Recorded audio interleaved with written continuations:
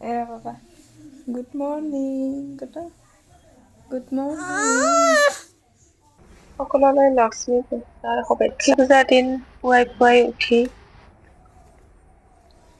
ঘৰৰ মোচা কোচা মাজা কচা পাকঘৰৰ কামখিনি সাৰি গা পা ধুই তাৰপিছত পূজাৰ যোগাৰখিনি কৰা হ'ল।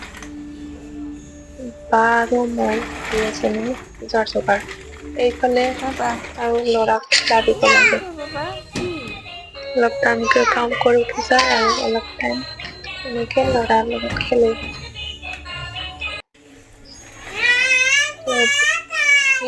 বহুত ফূৰ্তি খেলি আৰু বাৰে এই শ্বকেছখনৰ তাত যায় তাতে যে হেণ্ডেল আছে সেইটো লাগে সেইটো হ'লে ধৰিব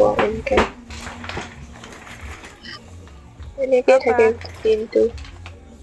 এতিয়া টোপনিও কম হৈছে তাৰ পিছত ল'ৰাকো গা পা ধুই অলপ খিচিৰি ভাত খুৱাই আৰু পূজাত লাগি পৰিলো। তাৰপিছত এতিয়া পূজাৰ কাৰণে ৰেডি হলো কাপোৰ পিন্ধি এয়া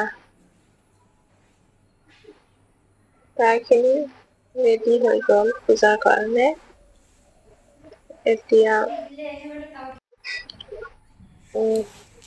এইবিলাক প্ৰসাদ দিয়া আছে। এয়া চুজি আৰু খিচিৰি। তাৰপিছতে আৰু তিনিটা সৰু থালিত এনেকে প্ৰসাদ খিনি অলপকে সজালো। সজাই দিলো। এনেকে মৰ্ণিঙৰ পৰা পূজাৰ কাম কৰা হৈছে তথাপিও কিন্তু শেষ নহয়েই। কিবা নহয় কিবা কাম ৰৈয়ে থাকে। আপোনালোকে ৰাতি কৰিলে নে দিনতে কৰিছে জনাব। আমি ৰাতি অসুবিধা থকাৰ কাৰণে কৰা নহ'ল দিনতে কৰিলো। এয়া ফুলখিনি ৰেডি কৰি দিলো ভালকে সজাই দিলো। তাৰপিছত এইটো বোলে নাৰায়ণৰ প্ৰসাদ বায়ে ৰেডি কৰি দিছিল কিবা চাউল কল গাখীৰ চেনি একেলগে। তাৰপিছত এইটো ধূনা এইটোহে ইমান টাইম লাগিলে মানে প্ৰায় ৰেডি হৈছেই এইটোৰ কাৰণে আৰু বহুতখিনি টাইম ৰখিব লগা হ'ল। জ্বলে আৰু নিমিজলে এনেকে। তাৰপিছত ফাইনেলি এইটো জ্বলিলে। এয়া এতিয়া পাঁচালি কোনে কোনে পাঁচালি কৰে লক্ষী পূজা কৰিলে। এইটো ল'ৰা একদম ইফালৰ পৰা ইফাল আৰু মই মিলি পূজাত বহিলো। মোৰ ল'ৰা আছে কাৰণে অলপ ইফাল সিফাল যাব লগা হয় ল'ৰাৰ পিছে পিছে।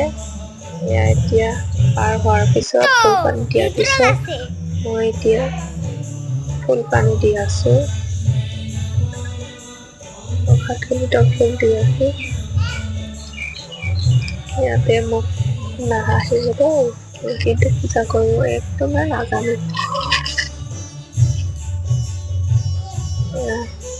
দেখিহে কৰি আছো। যিহেতু ঘৰতে কৰা নাই মায়ে কৰিছে সেইবাবে। এতিয়া শিকিব লাগিব লাহে লাহে। ইফালে ল'ৰা দুষ্ট কৰি আছে। এতিয়া ভাগৱত পাঠ কৰি আছে লগতে কীৰ্তন ভিডিঅ'ত ইমানেই।